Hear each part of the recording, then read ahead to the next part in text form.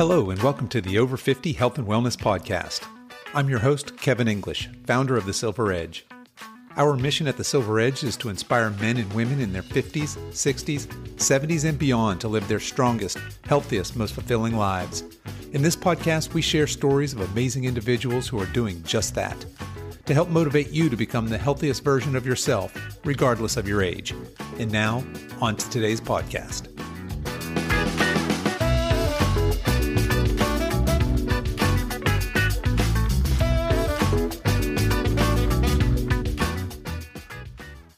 Hello, my guest this week is Dr. Andrea Wilkinson. Dr. Wilkinson has a Ph.D. in psychology with a specialization in cognitive aging. She has been researching brain health and cognitive maintenance for over 15 years. She founded BrainShape for adults who want to optimize their mental vibrancy and physical energy as they age. Dr. Andrea is also the host of the BrainShape Podcast, a weekly show that covers the latest brain health research and shares interviews with experts about aging well. Dr. Wilkinson, welcome to the show. Hi, thank you so much for having me. Thanks for being here. And I definitely want to talk to you about brain health and how it relates to healthy aging in general. But first, let's back up a bit and learn a little bit about you. Tell us, what were you like as a girl? Were you an active child? I was an active child. So I grew up in the 80s. And it was obviously a unique time because we didn't have the internet at that time. And so we were forced, like most of the time, you just spent outside, like playing and riding your bike. And I was in sports, recreational sports, baseball and soccer. But I think that was one of the special pieces of the growing up in the 80s is that most of the day you had to entertain yourself, and it was mostly done outside through physical activity. Yeah, and I think a lot of my listeners can resonate with that, right? If you're over 50, you certainly grew up pre-technology, and most of us grew up playing outside and kind of that unstructured activity, and some of us in sports and some not so much. So where do you go from there, from childhood into school? We know that you're obviously, you've got a PhD in psychology. What got you interested in psychology in general? So when I was in high school, you have to decide what you want to do in undergrad before you even apply, because you have to apply to specific programs, as some of the listeners might know. So you have to make this decision about what it is that you want to do when you're still in high school and you're maybe only 18 years old, which was challenging because I think most 18-year-olds don't really know what they want to do. And so I wanted to study psychology because I was interested in, how the mind worked and different personalities. And so that was my sort of general interest. And so I told my parents that I was going to study psychology. And my dad had some really great advice. He said that a lot of people get Bachelor of Arts degrees in psychology. It's a very common degree. And he was suggesting that I do something in addition to psychology that can distinguish me from the masses. So I went to McMaster University in Hamilton, Ontario in Canada. And that university had a really good, what was called at the time, the gerontology department. And that is the study of aging. And so they had this really well-known gerontology department. And so my dad suggested that I go and get a psych degree in addition to a gerontology degree. He said, why don't you combine the two? So this is in 2002 when I had enrolled in my undergraduate degree. And so my dad was suggesting, he was like, not everyone's not talking about it at this moment. It was the early 2000s, but the baby boomers are getting older. And by the time you graduate, people are going to start talking about aging a lot more than they're talking about it now because they're going to have to. And so it could be very useful for you to have a degree in gerontology as well. And so when I started studying gerontology, of course, it was my dad's suggestion was, just try it out, see if you like it, because if you don't, then obviously you're not going to continue and pursue that career path. But I had started doing the gerontology program, and part of that program, we were asked to do some experiential learning and to do placements in long-term care homes. And I worked in a lot of dementia wards. So these are locked wards for people that have mid to late stage dementia. So this is far into the progression of dementia where there are severe cognitive impairments and memory challenges. And these are often locked units because people wander and it's not safe because they will wander away and get lost. And so it was a pretty shocking experience, I guess, as a young undergraduate, learning about dementia and what that meant for people's brains and what that looked like. And I was sort of immersed in this environment where people had the extremes of this disease. And I was really shocked by the, I guess, lack of empathy for the emotional distress that people were under, because they were sitting in these locked wards and they were often being ignored, but there was a lot of agitation and emotional outbursts because I couldn't help but empathize with.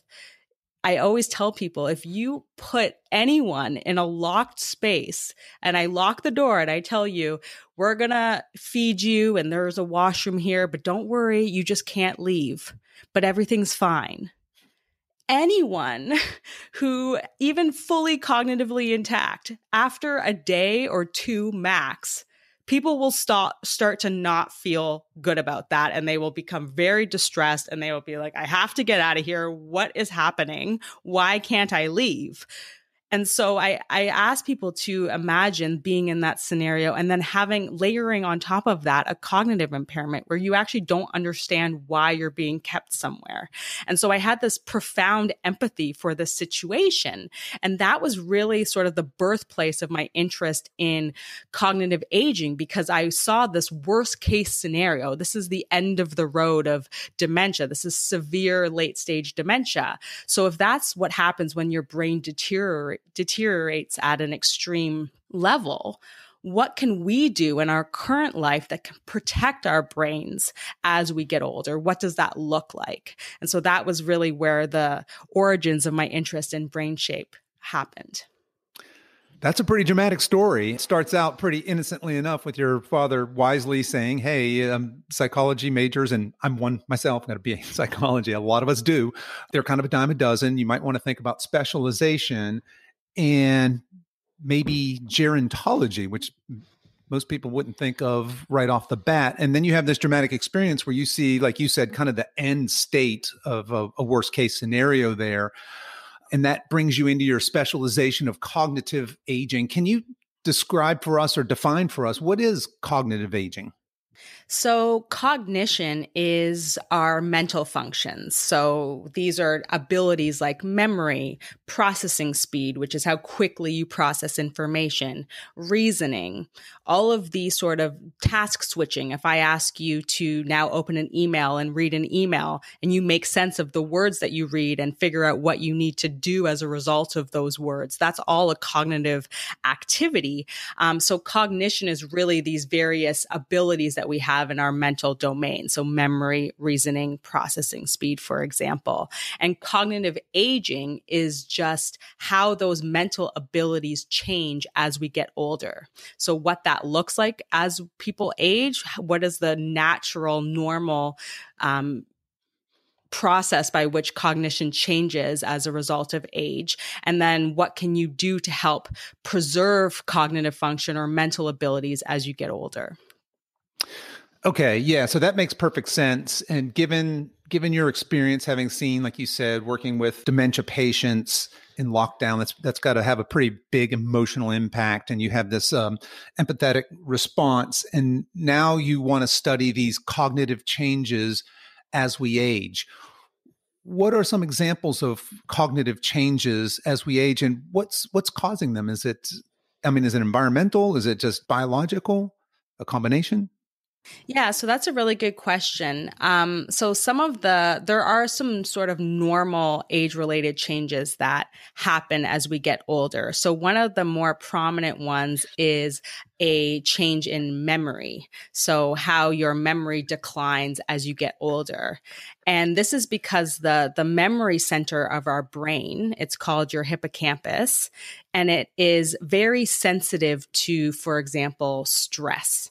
And if you are someone who is chronically exposed to stressful situations, you're actually damaging this very important part of your brain called the hippocampus. And so that part of your brain will atrophy or start to shrink as a result of being exposed to consistent stressors. But also, just by virtue of age alone, it starts to shrink at a rate of around 1 to 2% per year after the age of 60. But you have to remember, when we do research about sort of changes in brain structure, that size of that hippocampus, that's an average, right? So some people's hippocampus might shrink more than that per year, and some people's hippocampus might shrink less than that per year. So when they average across all the people that they've studied in a research program, the average is around 1 to 2% shrinkage per year. But what we know from research as well is that there are so many lifestyle factors that can help preserve the size of your hippocampus. So exercise, for example, which is a perfect topic for us to discuss, but exercise actually helps preserve your hippocampus as you get older. But it also helps preserve your various neurons, your brain cells in your brain. Because when you're exercising, you're actually increasing the production of something called brain-derived neurotrophic factor. And this helps new brain cells that are growing. It helps them mature and survive, because we know as human beings, we grow around 700 new brain cells every single day. But those new brain cells don't really have any value unless they attach to an existing brain network. So your new brain cells could grow and then die, because if they don't attach to anything, they're not going to survive. So when we exercise, we actually increase the amount of new brain cells that we grow every single day. So we can double or even triple the number of new brain cells that we grow. But also, because you're increasing the production of brain-derived neurotrophic factor, or BDNF, you're helping those new brain cells mature, which gives them more time to actually connect to an existing brain circuit or a neural network, which means that they will now get embedded in an existing neural network and they will survive. So exercise is one of those lifestyle factors that can help preserve the function of your brain and help your brain function better as you get older. Because as I talked about, your brain naturally will start to atrophy and shrink as you get older. And exercise is one of the lifestyle factors that you can undertake that can actually help delay the rate at which that decline takes place. Well, as you might imagine, I absolutely love all of that. That's fantastic. I'm a big exercise fan myself, and I'm certainly interested in healthy aging. And I've absolutely not heard that put that way. It seems intuitive to me that exercise would help with brain health and cognition, but I didn't have the vocabulary or the background to put that together like that. So somewhere along the line, I guess the question I want to say is it too late for somebody, say, in their 70s who's starting to experience maybe some memory loss and some cognition problems? Is it too late for that person to be impacted by, say, lifestyle changes like exercise? Could they reverse or at least arrest this deterioration? How might that work? So I like to say that it's never too late. That being said, if there is, for example, the brain pathology that accompanies a disease like Alzheimer's disease or another type of dementia, if that's starting to take place, you cannot reverse or remove that pathology, meaning you can't use lifestyle factors to get rid of the fact that you are now on the path of progressing through Alzheimer's disease or dementia. But lifestyle factors can help maintain your mental functions if you're still within the sort of normal aging, healthy aging category. So if you're someone that's just, forgetting you're having minor memory slips, like you're in conversation and there's just words that are on the tip of your tongue and it's kind of annoying, but it's not at the stage of concern where you would go to your doctor about your memory problems or go and get referred to a neurologist and get diagnosed with mild cognitive impairment or dementia. If you're not at that stage, you can absolutely use lifestyle behaviors to preserve your brain function. Because as we just talked about, when you exercise, for example, you're increasing the amount of new brain cells that you grow. And you're also increasing the likelihood that those new brain cells will mature and survive and then connect to an existing neural network. So if you are someone who is undergoing some minor cognitive impairments and you just start exercising more regularly, you're going to notice changes in your cognitive functions. You're going to start being sharper and thinking quicker, and maybe those minor memory slips will become fewer and farther between. So I do not think that it's ever too late to start implementing lifestyle factors to help preserve the function of your brain. But I have to have that little asterisk, because if someone is in the category of having Alzheimer's disease or dementia, and it's at the early stages, lifestyle factors cannot get rid of that diagnosis. You can't go back from having that diagnosis. Once that pathology starts to take form, it's a progressive disease, so it will continue. But if you are healthy and you're just not feeling like the best version of yourself, and you're, having these sort of memory glitches, and you're just a little bit like, oh, I'm not as sharp as I used to be, and you're not exercising, and you're not drinking enough water, and you're not eating the healthiest way that you think you could be eating, it is absolutely likely that if you start switching those lifestyle behaviors, you will start to see a change in your mental performance. Absolutely. That makes perfect sense. It certainly resonates with my personal experience. So, and you've alluded to a couple of these other lifestyle factors, but in addition to exercise, you just mentioned nutrition, I suspect sleep, and certainly stress. What are some other things that people can do to help with their cognitive health? Yeah. So on the BrainShape platform, which is my company, I always talk about the 4 key pillars of brain health. So the first one is physical fitness, and then we have food and nutrition. Socializing is the third pillar of brain health. So staying in social, meaningful connections with other people, because socializing is such a complex mental activity. You have to listen to the words that are coming out of someone else's mouth, make sense of them, and keep them in mind as you decide and pull out of your own brain what it is that you want to say back. So it's a very dynamic, complex mental exercise. And there's also some evidence to suggest that having a meaningful social network and having that emotional support can really help people build resilience against stressors in their life. And stress is a huge damaging factor in our brain health. And I don't think that it is talked about enough. I think that in our society, we are conditioned to believe that, life is stressful, and it's, you're in traffic and you're stressed out. You're in the line at the grocery store and you're stressed out. You're reading emails and you're stressed out, and you're worried about deadlines. And it's just sort of being conditioned into us that we think that this is a regular sort of part of our everyday life. And it actually shouldn't be at all. If you think about our stress response that evolved hundreds of thousands of years ago as we were evolving as humans, as a species, our stress response evolved to help us survive life-threatening situations. So if you were to see a mountain lion, and you would mount a stress response because you would see it walking on a mountain nearby, and you would be like, oh no, there's a mountain lion. I have to now escape this potentially life-threatening situation. So your body undergoes all of these physiological changes to help you either fight off the predator that you're seeing or to flee and run away as quickly as possible.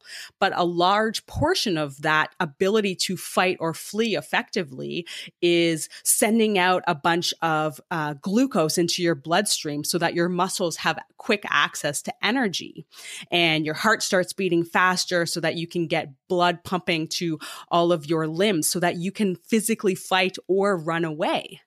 But when we are in our everyday life, standing in line at the grocery store or sitting in traffic and we feel stress, that physiological response is still happening. Your body, your heart starts to beat faster. And so you are increasing your blood pressure. Your glucose is still getting sent out into your bloodstream, even though you don't actually need the energy because you're not actually fighting or fleeing a predator anymore. But your physiology is still responding in that way. And having increased blood sugar and increased blood pressure is damaging for our health. And so stress isn't just meant to be something that we should be experiencing every day. If you start to look at it through that lens of it was meant to keep us alive and to be sort of mounted and to rise in these life-threatening situations, you might take a step back when you start to feel stressed, when you see a text message come in or an email come in and you feel that physiological changes in your body. That is not equivalent to what you actually physically need to do to address that email. You don't need physical energy to respond to an email that comes in, right? But so we have to think about what's happening in our bodies, those physiological changes that take place, and really begin to appreciate that constant stress of feeling that way is ultimately damaging our body because we weren't built to have a constant stress response. It was just supposed to mount when we saw the mountain lion so that we could survive those 5 minutes fighting or fleeing. And then it was supposed to go away. Yeah, that's a great point. And I think a lot of folks might miss that our bodies respond the same way to, like you said, whether it's the stress in traffic or, an urgent email from your boss. Our bodies are reacting the same way as they would to an actual physical threat. And we weren't meant to live that way, to your point, in this, especially this kind of constant state of low level anxiety or stress. And I think in these unprecedented times with the COVID-19 global pandemic causing a lot of anxiety and uncertainty, certainly we've all had a year of that, right? That just adds to it. And I think a lot of people miss the damaging effects of the constant stress. I want to get back to your BrainShape platform because I think we missed the fourth one. But first, let's stick with the stress for a minute. Do you have some tips for people specifically from a brain health perspective on managing this day-to-day stress? Do you have practices that you share with your folks that are successful? Yeah. So in terms of managing your stress, I think one of the key things that I always teach my clients and anyone that's in my community is to start to identify what your triggers are, because we don't all get stressed in the same situation. I could get stressed about something that, for example, what am I going to make for dinner? And that it mounts a stress response in me that's completely unique to me. Someone else might be like, who cares? Why are you even worried about that? It doesn't matter. It's just dinner. Make whatever you want. But I have to acknowledge my own personal experience that it makes me feel stressed out, regardless of whether that's common or uncommon. So I invite all of your listeners to start to pay attention to what causes a stress response for them. So is it certain people? Is it certain experiences? So maybe someone feels stress every single time they drive in traffic. So that could be something to pay attention to, because I think part of the issue is that we don't even notice the stressors sort of arising. We just are in the stress response. And part of managing stress, in my opinion, managing it effectively, is getting ahead of the stress response, because it's very difficult to reduce a stress response when you're in it.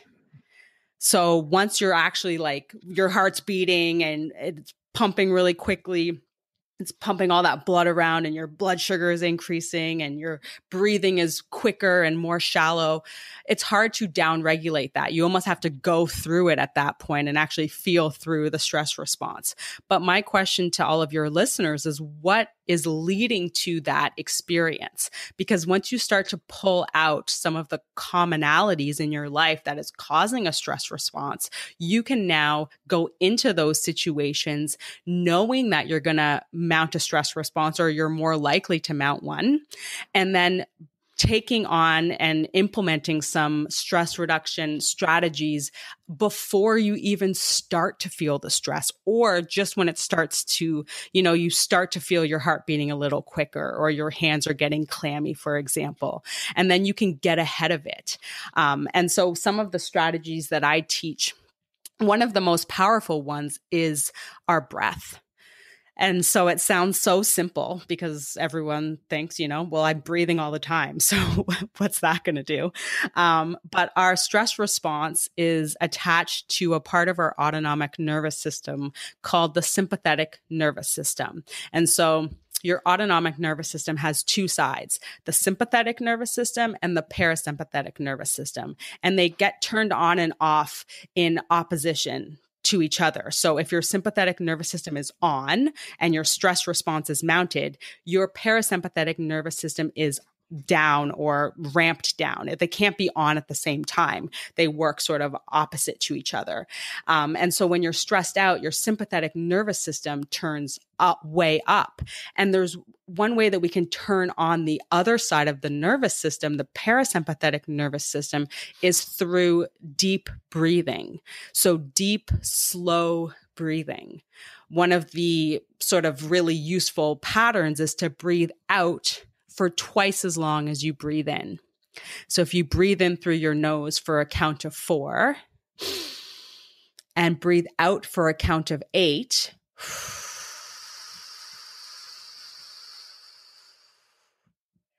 and you do that 4 or 5 times, you will start to feel your body calm down because you have now tapped into and turned on your parasympathetic nervous system, which by virtue of turning that on forces your sympathetic nervous system, your fight or flight, your stress response to ramp down. I love that. And certainly that resonates with me. And I'm sure a lot of folks, that deep breathing exercise, that twice as long of a slow, steady exhale as an inhale, can certainly help trigger that parasympathetic, that rest and relax part of your nervous system. And I think that a lot of folks might not realize that identification of your personal stressors is key, right, to managing stress. I hadn't really thought of it in those particular terms, but you're right. Once I'm triggered and I'm in a stress response, kind of to your point, I'm going to have to work through it because I'm in that stress. But if I understand what triggers me, what gets me into that, then when I see that situation arising, maybe I take those 4 deep, steady, slow breaths, kind of get a little bit centered and move on. Yeah, I love all of that. So going back to your BrainShape platform, you had mentioned exercise, food, nutrition. I think you said your third one was the social connection. And then we've started talking about the stress. Is there a fourth piece of the platform? Yeah. So the fourth pillar encompasses stress, but I call the fourth pillar mental considerations because it includes stress, sleeping well, getting good quality sleep, and then also mental challenges or getting out of your comfort zone and challenging yourself mentally. Okay, so we have the stress reduction, which we've covered pretty well there. Mental challenges and sleep. Let's start with sleep. I'm a big fan of sleep for a lot of reasons. I've actually, in the last year or so, really focused on improving my sleep. And I've noticed that in my life, it's made a huge difference.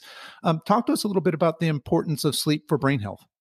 Yeah. So the critical reason that sleep is so important for brain health is because when we are in that deep sleep stage of our night, that is when our something called glial cells turn on. And your brain literally cleans itself. So your cerebral spinal fluid washes through the vessels in your brain and actually clean out all of the toxic waste products that have been produced throughout the day. And so if you never get to the deep stage of sleep, you're never in that stage for long enough, you're not actually letting your brain do that cleaning process that needs to take place for your brain to feel healthy. And so one of the toxic waste products that gets cleared out during your deep sleep is beta amyloid. And beta amyloid are these sort of protein clumps that get stuck between brain cells, and it disrupts communication between brain cells. And beta amyloid is one of the pathologies associated with Alzheimer's disease and dementia. And so beta amyloid starts to produce, some people have said that it's even in your 40s, that you can look, if you did postmortem brain autopsy, you would see that people have beta amyloid in their brain. When you have a diagnosis of Alzheimer's disease or dementia, it means that this beta amyloid has become too great, and it's disrupting too much communication between your brain cells. And so when we are in deep sleep, we're actually cleaning out that waste product. And so it's so essential, really, to get good quality sleep. The most fundamental reason is because it's actually this like brainwashing stage and process that takes place during sleep. That's fascinating. I haven't heard that before. I know that, sleep is basically broken down into your REM sleep and your deep sleep, and then the rest of the night is typically some type of light sleep. And I know as folks that work out a lot are probably aware that the deep sleep is where you're actually building muscle and repairing, and that typically I think the REM is the REM sleep is more kind of the mental processing side of sleep. But the fact that when we're in deep sleep, that we're actually, our brain is being washed, as you said, it's cleaning itself, and it's cleaning out these beta amyloids. That's all fascinating. So that just adds to my love of sleep, right? That's great stuff. It's helping on so many levels. Yeah. And one of the interesting pieces is when you start to think about all of these brain pillars, how they fit together. Because if someone were to ask me, okay, I can only do one pillar, I can only do one thing for my brain health, what would you say? If I had to pick one, of course, I talk about including all of the 4 different pillars of brain health. But if I had to pick one, I would pick exercise. And that's because it sort of is this waterfall trickle down effect. Because when you're exercising, you're actually building up your sleep drive throughout the day and sort of exhausting your body, that when you do lay down to sleep, you're actually really tired. So it feeds into itself, where if someone isn't sleeping well, I often ask about their exercise and their movement routines, because often they're not moving enough. So they're actually not increasing their drive, their sleep need throughout the day sufficiently. And that's why they're having trouble sleeping. And so oftentimes the one part of the solution to fixing a sleep issue is to exercise more. Certainly I think that resonates with a lot of folks.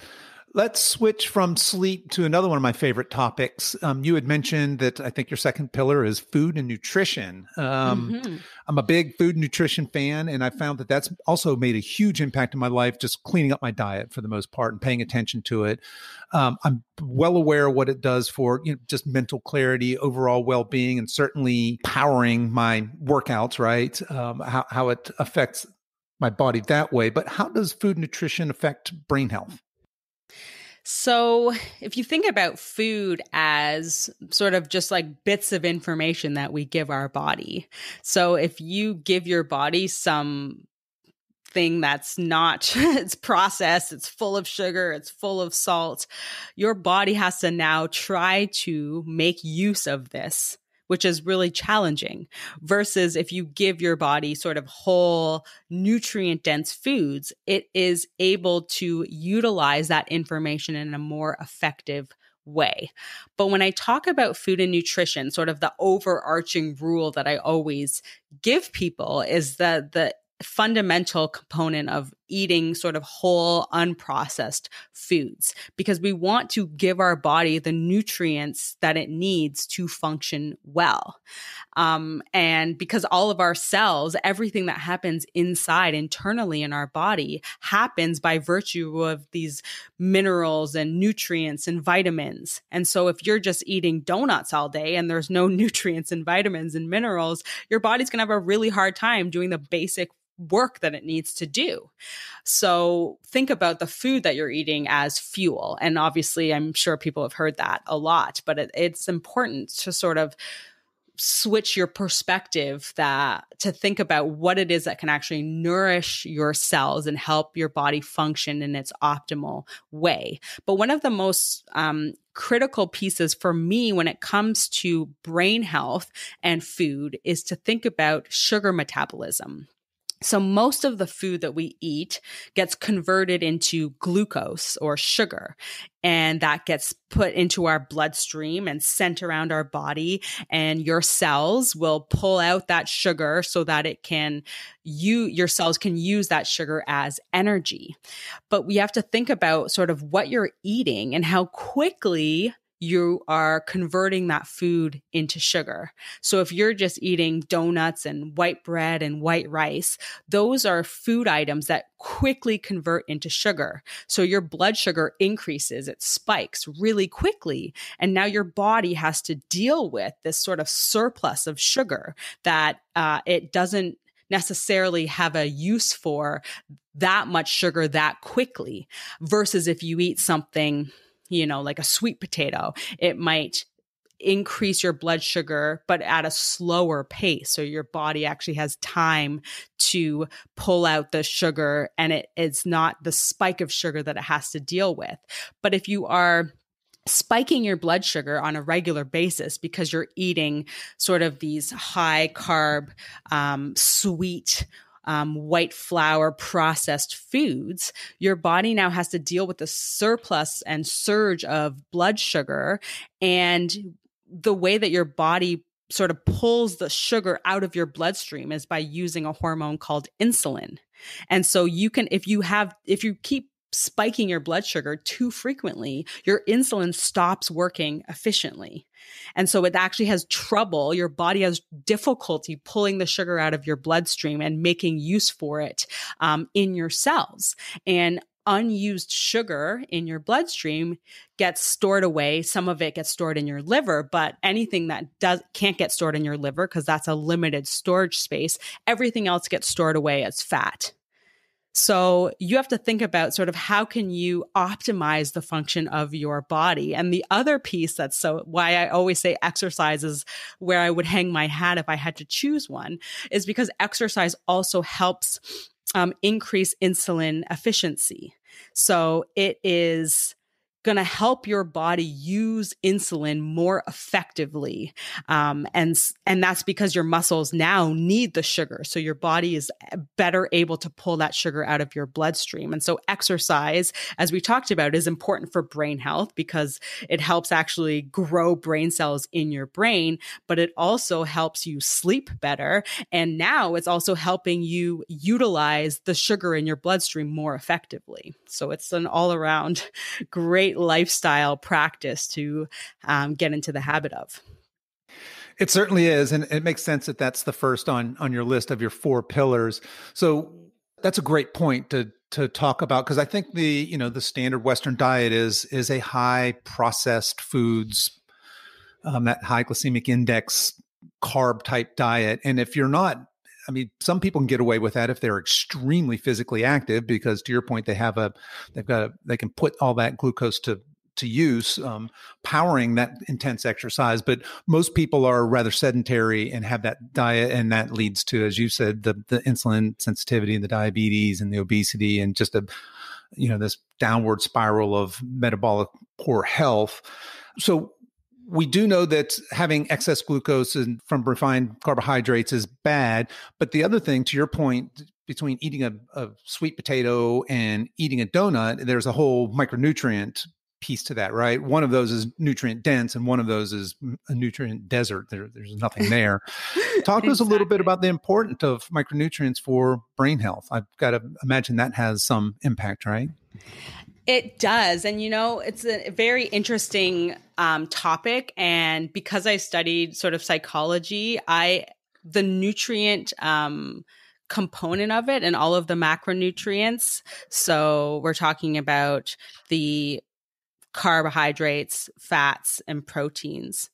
And that is an area of brain health that I have still yet to sort of grow in terms of my knowledge and understanding and how those different components actually function and impact brain health.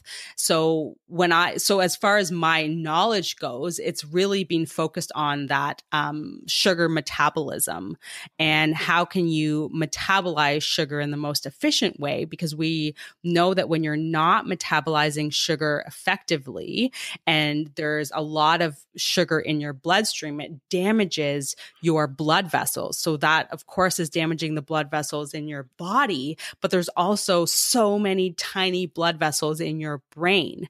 And so the damage that is happening just by virtue of having excess blood sugar, if you're eating too many carbohydrates or quickly metabolizing carbohydrates that quickly turn into sugar, that's going to do a lot more damage to your brain. But in terms of the macronutrients on brain health, the only other piece that I'm more familiar with is the idea of healthy fats and how healthy fats are so important for the health of our brain. So we can talk about omega-3 fatty acids.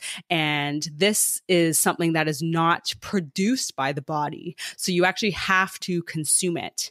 And omega-3 fatty acids are essential for your brain to function properly. And so that is another sort of element, if we talk about the macronutrients, that you need to consume these healthy fats so that your brain can function better, because your brain is actually made up of around 60% fat. I did not know that. 60% fat. And let's dig in just for a minute on because I think that's interesting, the omega-3, omega-6. And I believe that ancestrally that ratio would have been about 2-to-1, omega-6 to omega-3 fatty acids. And today that's about 20-to-1 or more. I've read that in various places, and some people would claim that it's even more. And that's a result of eating a lot of these processed foods with these vegetable oils, et cetera. And if I'm not mistaken, omega-3 fatty acids are the anti-inflammatory fatty acids, and the omega-6s are the inflammatory. And we need both, we need them in probably closer to that 2-to-1 ratio. What are some good sources of where do we get omega-3 fatty acids? To your point, we don't make them ourselves. We have to eat them, right? Yeah. So one of the most common places to get omega-3s is through seafood. So fish, sardines, any sort of fatty fish, salmon, for example, is a really great source of omega-3 fatty acids, as well as avocado and eggs. I know that there are some eggs that will have more omega-3s in it because they will have that added in. But those are sort of the main more common places to find omega-3s, but you can also find them in nuts, for example. But also anyone who doesn't think, because I know there's some people that maybe don't eat as much seafood and fish, and they might not get enough omega-3s from that fish source, and through protein that and it's not protein in general that gives you omega-3s, but the fish specifically category. If you're not eating a sufficient amount of that, then having a good quality omega-3 supplement is also a great way to sort of ensure that you're getting the omega-3s in your diet. Yeah, that's a good point. I think that's a pretty common supplement. And to your point, do your research. Not all fish oil is created the same, and some is better than others. So you had mentioned salmon, eggs, probably pasture-raised eggs, and avocado. And if you put those three things on your salad, you're going a long ways towards hitting a healthy nutrition goal there. Exactly. Let's switch gears a little bit. On your website, I had noticed that you talk a little bit about brain plasticity. Can you tell us a little bit about what that is and why it's important? Yeah, so brain plasticity in general just means your brain's ability to change itself. So our brain is sort of this malleable piece, an organ in our body. And we can change our brain in terms of its structure. So it can physically change. The size of your brain can change. And we talked a little bit about that at the beginning, about how as we age, we know that the hippocampus, the memory and learning center of your brain, actually starts to shrink. So you can undergo activities such as exercise that increases the production of brain cells. And so that's a lifestyle behavior that actually changes the structure of your brain. You can change the function of your brain, so how quickly and efficiently your brain works. So one of the key pieces around sort of that functionality is to eat your omega-3 fatty acids, because that is the white matter in your brain is the part of your brain that's responsible for like the speed of transmission, the speed at which information goes from one area of your brain to another. So omega-3 fatty acids helps increase the speed at which information is passed through your brain. And also exercise, even walking, has been shown in an older adult population. There was a research study that showed that just walking, had a protective effect on the white matter of our brain. And so walking, because I think some people think exercise, they have to do these really intense workouts. And some people, as they get older, they are facing mobility issues. So if someone is not fully capable of moving around with ease, they might say, well, I can't move around very easily, so now I will do nothing.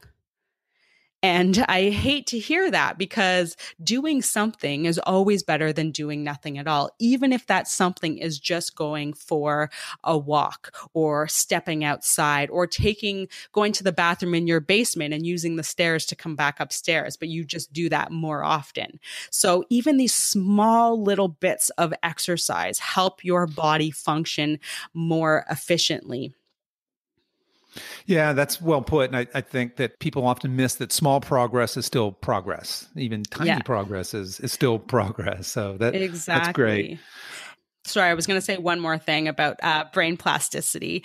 The other last way that your brain changes itself is it can change chemically. And that is in terms of the brain chemicals that are produced. A lot of your brain chemicals are actually produced in your gut and get sent up to your brain, but it can change the amount of brain chemicals, or neurotransmitters is what we call brain chemicals. You can actually change sort of the concentration of those brain chemicals as well by virtue of what you are doing in your everyday life. Wow. Yeah. So that gives us a different, broader view of our brain. A lot of us assume, when I think of the brain, I think of cognition, of thinking and reasoning, and fairly intuitive. The brain health is pretty important. And we all know that as we age, we lose some of that brain function. But you've given us some great ideas, especially with that platform with the importance of exercise, nutrition, social connection, and what you call mental considerations there. Some great ways to rethink about how we consider our brain health specifically as we age. Now, I know in your social media and on your website, you're talking about a workshop. I think it's the Brain Vitality Blueprint. Is that right? Can you tell us a little bit about what that is?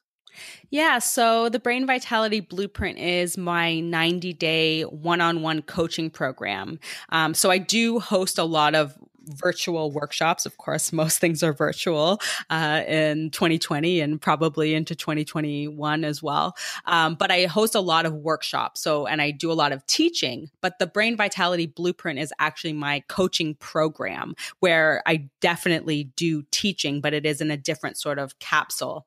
I do, it's a 90-day one-on-one coaching program. And so anyone that's enrolled in that program, really the process is to do a deep dive into those those 4 key pillars of brain health, understanding what those pillars are through educational modules that I send out to my clients. But then importantly, how do you integrate those pillars into your everyday life? Because when I talk about brain health and the importance of brain health and how do we achieve brain health, people know what we're talking about, right? Like the topics that we've discussed today, exercising, eating well, socializing, sleeping well, managing your stress, all of those. People know that's important for the health of your brain and your body. That's not new. It's not something anyone hasn't heard before. The issue is in the implementation. People know what they should be doing. They know that they shouldn't be chronically stressed, but they still feel chronically stressed.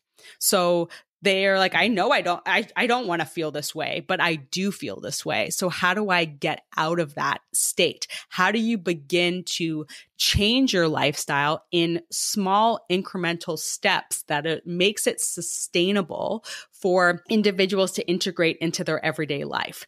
Because when we talk about sort of setting goals or achieving new lifestyle behaviors, I think one of the difficulties and sort of barriers that we place on ourselves is that we set our goals too high. So someone might say, I'm going to start exercising this week. I'm going to exercise 5 times this week. That's where I'm going to start. And that is, you're setting yourself up for failure in that way, because you're now setting the bar too high. And then you're not going to hit the 5 times per week, or you're going to hit it this week, but maybe next week life's going to happen and you're not going to be able to manage that. And then you give up. And that is like, how do you begin to get people to see these lifestyle behaviors in these small incremental steps and integrating them into their everyday life in a way that's meaningful for them? Because it isn't just, here's this sort of calendar of exercise and this is the exercise you're going to do, go forth. Because when I talk about, I work predominantly with people as they're aging. And so there's such a variety of ability and mobility and capacity. So how do you meet people where they are and build sort of a protocol around these brain pillars, these brain health pillars that they can begin to implement into their everyday life in a sustainable way? And so the Brain Vitality Blueprint is really a 90-day program that helps me teach the 4 pillars of brain health, but importantly, integrating them into someone's life to meet them where they are and to address those barriers that come up. And a lot of it has to do with mindset and how do we get out of our own way so that we can start to implement these lifestyle changes and then start to feel better. Because when someone isn't exercising and they're stressed out and they're eating, processed carbohydrates, sugary foods, you're not feeling like the best version of yourself. You're not feeling good. And so you don't even have the energy to go out and exercise, and you're not sleeping well. So you definitely are lacking in energy. And so it's sort of this negative feedback loop. So how can you begin to help build a path that can get someone out of that negative cycle? But by integrating these healthy, brain healthy behaviors, but in a sustainable way that meets someone where they are. Yeah, I love how you describe that as, again, we're going back to that small progress is still progress and making these small lifestyle changes as opposed to these radical sweeping changes. A lot of folks on January 1 are going to make a New Year's resolution, to your point, and all of us gym goers know what happens to gyms in January. They're flooded, and then by February, they're empty again. And it's sad, really, because these people come in with good intentions, and for a number of reasons, they get discouraged, but not the least of which is they said, I'm going to go to the gym 5 days a week, or I'm going to lose X amount of weight or go on this radical diet. And those strategies rarely work, but making small changes that are incorporated into your lifestyle over time, so it's just a part of what you do now, is a much, much more sustainable and effective model. It's not as glamorous, it's not as sexy, it's not as fun, and but it certainly is way more effective. So when you're working with people, like say in this your brain vitality blueprint, what age brackets are people typically in when you start working with them? So most of the people I've worked with to date are 60 or above. But it isn't, I don't have an age range that I work with necessarily. So obviously we think about brain health. Brain health is for everyone, but I have studied sort of cognitive aging and how our brain changes as a result of getting older. So anyone that's in my community and in my platform are typically 50 plus. But of course, if someone was 40 and they wanted to integrate these brain healthy pillars and wanted to take the steps to improve their life, I'm absolutely going to work with them. But in terms of my targeting and sort of what the community is that I serve, that I have an emotional connection to, it's mostly adults in the 50 plus bracket. Great. Okay. And what's next for you? What does 2021 hold for you? Ooh, 2021. Well, hopefully. We're all ready for 2021. That's for sure. Yes. I mean, it's already, we're right around the corner. Yep. So 2021 is going to be exciting, I think, for the BrainShape platform. I'm going to be continuing to do my podcast, the BrainShape Podcast, which I'm really excited about.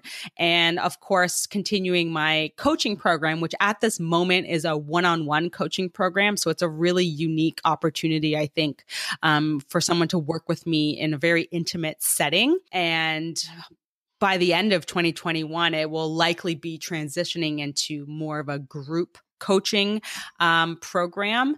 But another sort of, in addition to running the workshops, my virtual events that I host quite regularly, I'm going to be hopefully dipping my toe into the waters of writing a book. Wow. Okay. Well, we'll certainly keep an eye out for that. And in the meantime, what's the best way for people to connect with you? Yeah. So if anyone wants to learn more about the BrainShape platform, I invite them to visit my website. It's brainshape.ca. And also the best sort of avenue to really learn about me and what we sort of teach at the BrainShape platform is to really listen to the podcast, the BrainShape Podcast. So that is on any podcast platform, but you can also listen directly through my website at brainshape.ca/podcast. So that's really the key way for someone to learn about me and the platform, the BrainShape platform, but I'm also on social media. So I'm on all the social media channels, Facebook, Twitter, Instagram at BrainShapeTO. And I'll make sure I drop all of those into the show notes so folks can find you there. Wonderful. Well, Dr. Wilkinson, I want to thank you so much for your time and coming on and sharing all this valuable wisdom with us, and just wish you the absolute best in all your future endeavors. You're doing great work in the healthy aging arena. Thank you so much for having me. It was such an honor to be here and to connect.